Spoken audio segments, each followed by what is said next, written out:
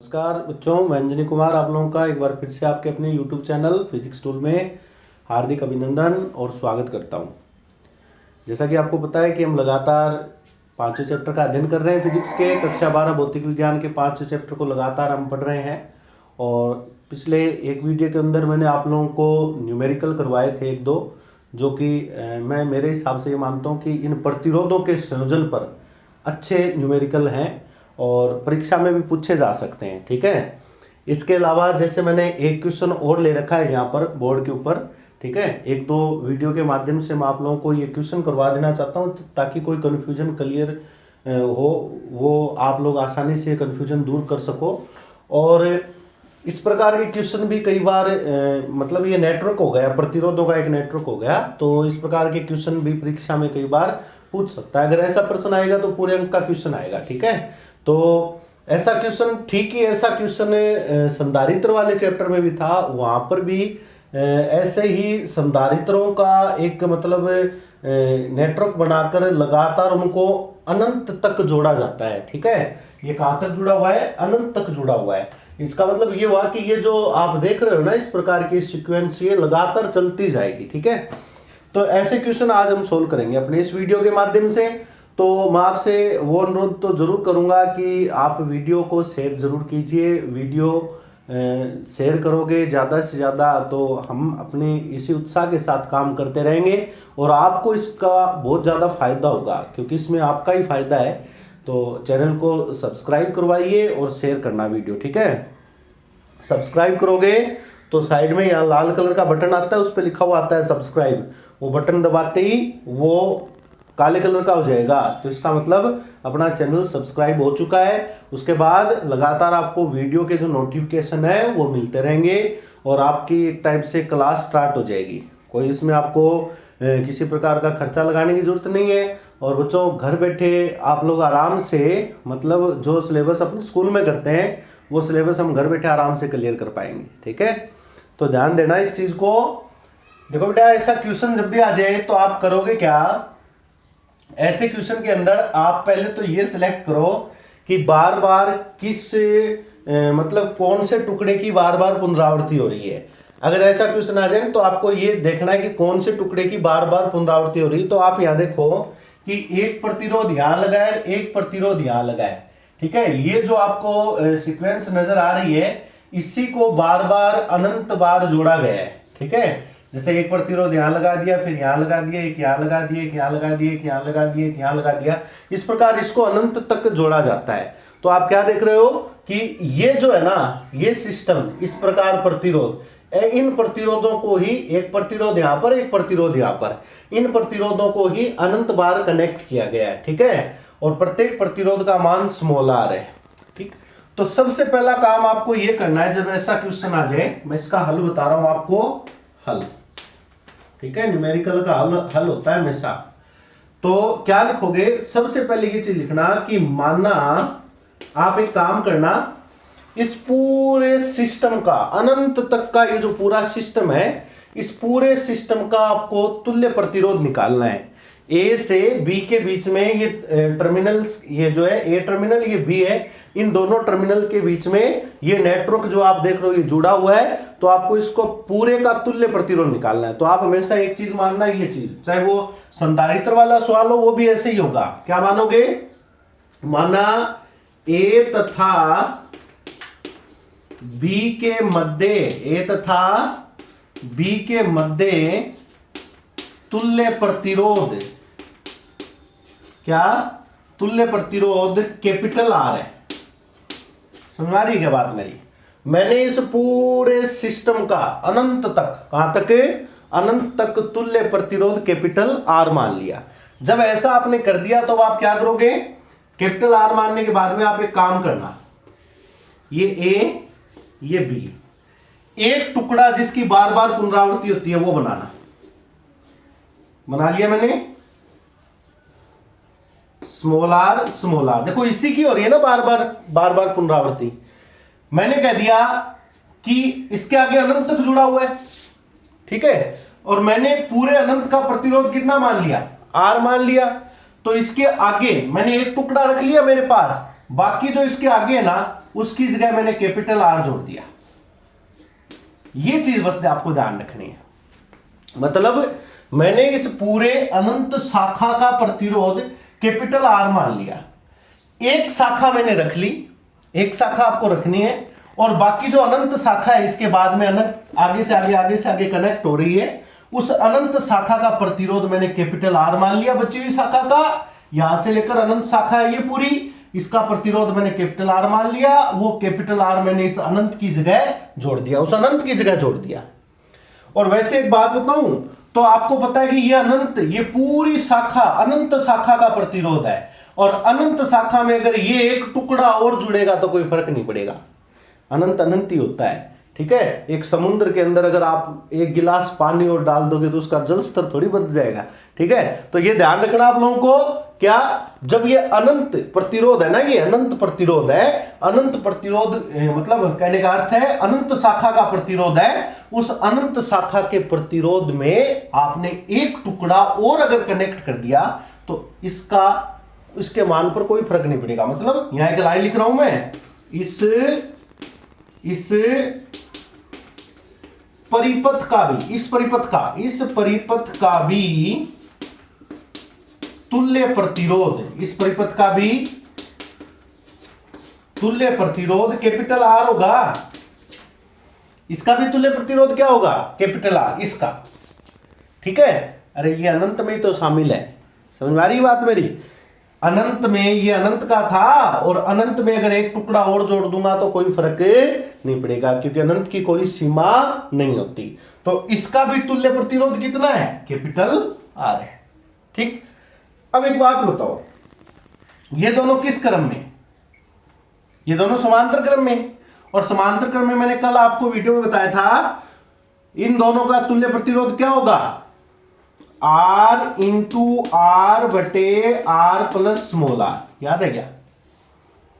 जब दो प्रतिरोध समांतर क्रम में जुड़े होते हैं तो 1/RP इज इक्वल, यहां लिखा था मैंने 1/R1 प्लस 1/R2।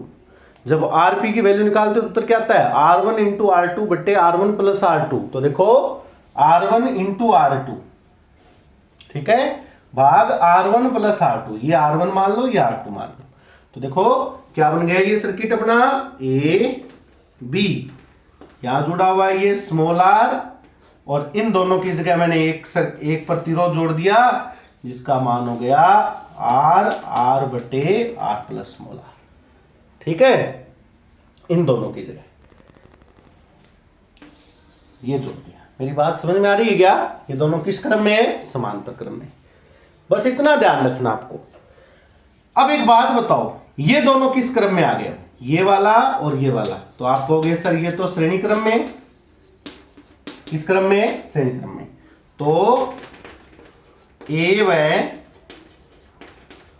बी के मध्य तुल्य प्रतिरोध। समझ में आ रही है बात मेरी?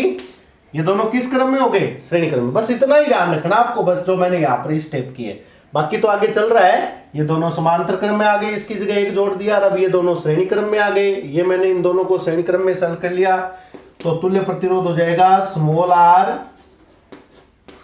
ये हो जाएगा बेटा R1 प्लस R2 ही तो होता है, तो इसको R1 मान लिया, इसको क्या मान लिया? R2।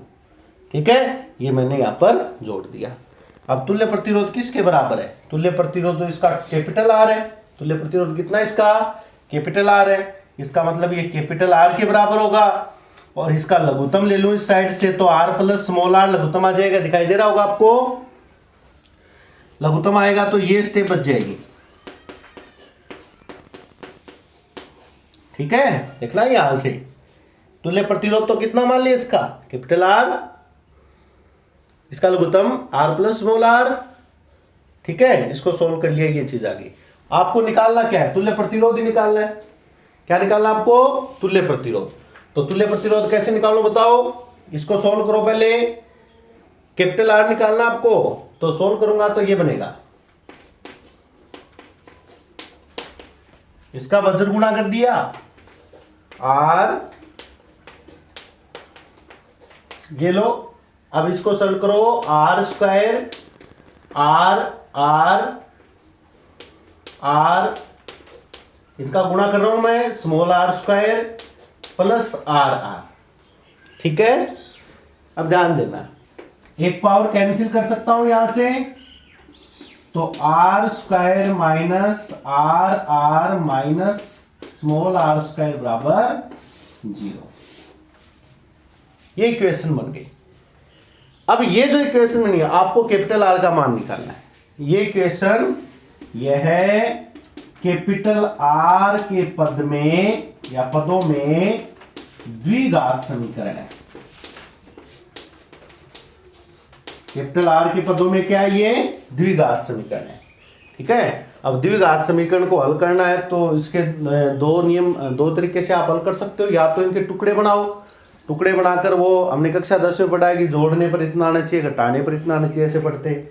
वो तो टुकड़े यहां बनेंगे नहीं, तो फिर हमारे पास एक व्यापक सूत्र होता है द्विघात समीकरण, ये होती है ना, x square b x plus c, यही तो होती है।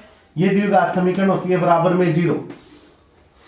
और इसका हल करते हैं तो हल होता है श्री द्राचार्य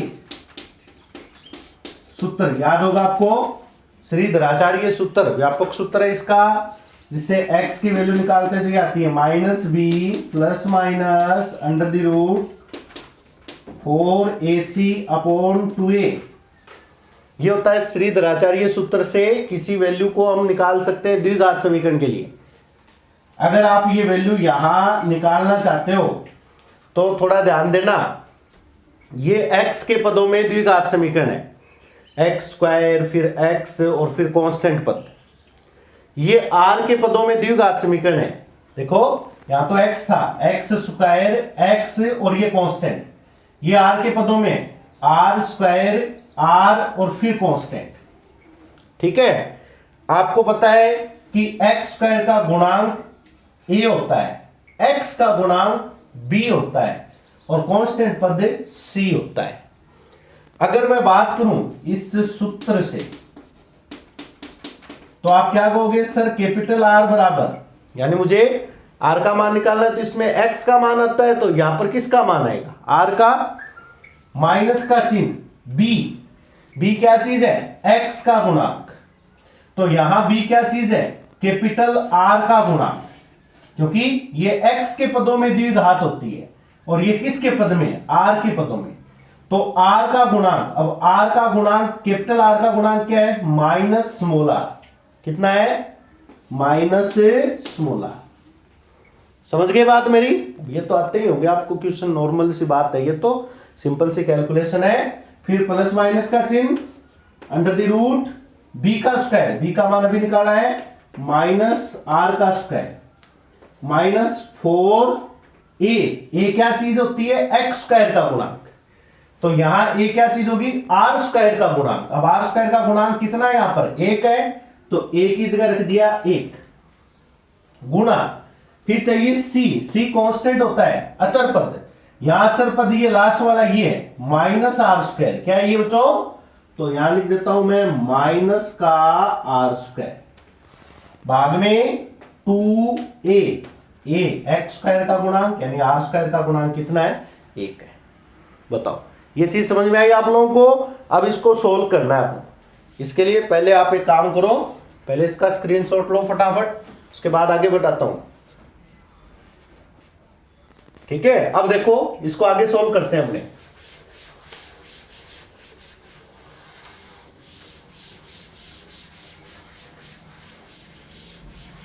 बहुत सिंपल क्वेश्चन है ये। इस प्रकार के क्वेश्चन अगर परीक्षा में आते हैं तो पूरा आएगा ये क्वेश्चन। अब देखो, कैपिटल R बराबर माइनस माइनस प्लस, ये प्लस माइनस चल रहा है, अंडर रूट माइनस r का square, r square minus 4 into 1 4, और 4 को माइनस r स्क्वायर से गुणा करो तो माइनस 4r स्क्वायर आएगा। ये माइनस माइनस हो जाएगा प्लस का, क्यों?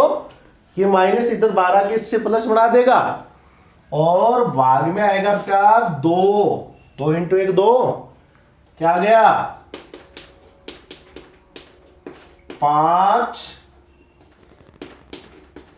ये देखो 4r² और स्मॉल r² कितने हो गए 5r²। इसमें से r² बाहर निकाल दूं क्या, r² अंडर रूट से बाहर आएगा तो r बन जाएगा, ये लो। तो अपना रिजल्ट ये आ गया, r कॉमन ले लूं 1 ± √5/2 ये आ रहा है प्रतिरोध। ठीक है, अब ध्यान देना आप लोग थोड़ा सा इस चीज पर, क्या कि यहां प्रतिरोध के दो मान आ सकते हैं, या तो R बराबर ये होगा और या फिर R बराबर ये होगा, समझ रहे हो क्या, या तो प्लस का चिन्ह आएगा या किसका चिन्ह आएगा, माइनस का। अब देखना ये है कि प्लस का सही है या माइनस का सही है। देखो एक बात बताओ, √5 की बात करें ना अपने, तो √5 की बात करूं तो √5 का मान 1 से ज्यादा होता है। ठीक है, जैसे 4 का √2 होता है तो 5 का अंडर रूट है वो आपको पता है कि निश्चित 1 से ज्यादा होगा। अगर √5 की बात करूं तो उत्तर 1 से ज्यादा है, अगर 1 से ज्यादा आते ये जो वैल्यू है ना, ये वैल्यू आएगी नेगेटिव,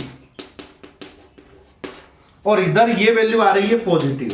क्यों आ रही है, क्योंकि इसमें तो ये √5 वाले जो पद है ये जुड़ेगा, जुड़ते ही उत्तर धनात्मक आएगा ये, और यहां ये उत्तर 1 में से घटेगा तो √5 की वैल्यू 1 से ज्यादा होने के कारण ये उत्तर ऋणात्मक आएगा। जैसे ये उत्तर ऋणात्मक आएगा तो अपना प्रतिरोध भी नेगेटिव आ रहा है, और इधर प्रतिरोध क्या आ रहा है बेटा, पॉजिटिव आ रहा है। अब मुझे एक बात बताओ, क्या प्रतिरोध ऋणात्मक होता है, नहीं होता, प्रतिरोध धनात्मक होता है हमेशा। तो इसका मतलब प्रतिरोध नेगेटिव नहीं होता, तो इसका मतलब ये अपना उत्तर है नहीं है, तो अपना उत्तर कौन सा होगा, ये उत्तर होगा। यानी इसका मान आएगा कैपिटल R बराबर स्मॉल r 1 + √5/2, और इसके आगे इसका मात्रक जरूर लगा देना, प्रतिरोध है ना इसलिए इसका मात्रक क्या होगा, ओम होगा। समझ में आ रही बात मेरी, ये आपको क्वेश्चन क्लियर हो गया होगा जिसमें हमने एक अनंत मतलब शाखाएं जुड़ी हुई थी प्रतिरोधों की, उसका तुल्य प्रतिरोध निकालना पूछा जाता है अपने को इस प्रकार के क्वेश्चन में। तो आप क्या करोगे बच्चों, इस प्रकार का कोई क्वेश्चन आ जाए तो उसमें एक काम करना कि एक जिस शाखा की बार बार पुनरावृत्ति हो रही है उस शाखा को रख लेना आपको, उसके बाद जो बची हुई और शाखा है उस पूरी शाखा का प्रतिरोध मानना, आपको एक निश्चित प्रतिरोध मानना है। जैसे मैंने कैपिटल R मान लिया, अब कैपिटल R में अगर वो एक छोटा सा टुकड़ा और जुड़ता है तो पूरी शाखा का प्रतिरोध कैपिटल R ही रहना है, क्योंकि अनंत में अगर एक टुकड़ा और जुड़ेगा तो उस पर कोई ज्यादा फर्क नहीं पड़ने वाला, तो वो उसका भी तुल्य प्रतिरोध कैपिटल R रहता है। और इस प्रकार का जो भी क्वेश्चन होगा उसमें ऐसी द्विघात समीकरण बनेगी, ये ध्यान रख लेना। चाहे संधारित्र वाला क्वेश्चन कर लेना, उसमें भी इस प्रकार की एक द्विघात समीकरण बनेगी, और इस द्विघात समीकरण को हल करने का ये रूप आपको आता ही है। वैसे नॉर्मल सी बात है, ये कैलकुलेशन आपको कक्षा 10 में लगातार करवाई जाती है और आपने की भी यही कैलकुलेशन, आप आराम से इस क्वेश्चन को सोल्व करके आंसर निकाल सकते हो। लास्ट में आकर यहाँ पर ध्यान रखना है कि एक पॉजिटिव वैल्यू आएगी और एक नेगेटिव वैल्यू आएगी। अब आपको ये देखना है कि हमारा प्रतिरोध पॉजिटिव हो सकता है या नेगेटिव, तो उसके आधार पर हम निर्धारण करेंगे। तो प्रतिरोध नेगेटिव नहीं हो सकता, प्रतिरोध हमेशा पॉजिटिव होता है, इसलिए हमारा जो उत्तर होगा प्रतिरोध का वो ये होगा। तो बच्चों आज के इस वीडियो में मैंने ये एग्जाम्पल करवाने के लिए स्पेशल आपका ये वीडियो तैयार किया है, जिसमें आप इस एग्जाम्पल्स की सहायता से इस प्रतिरोधों के संयोजन पर डिपेंड जो भी न्यूमेरिकल है वो आप क्लियर कर सकते हो। और बाकी नॉर्मल जो न्यूमेरिकल हैं जिनमें साधारण रूप से संयोजन होता है वो तो आप आराम से क्लियर कर सकते हो। तो नेक्स्ट वीडियो में हम आगे के टॉपिक पर बढ़ेंगे, ठीक है। तब तक के लिए धन्यवाद और लगातार जुड़े रहिए बच्चों, और चैनल को शेयर और सब्सक्राइब जरूर करवाना है आप लोगों को, ताकि हम इसी उत्साह इसी मनोबल से आपके बीच में काम करते रहें। तब तक के लिए धन्यवाद। जय हिंद, जय भारत।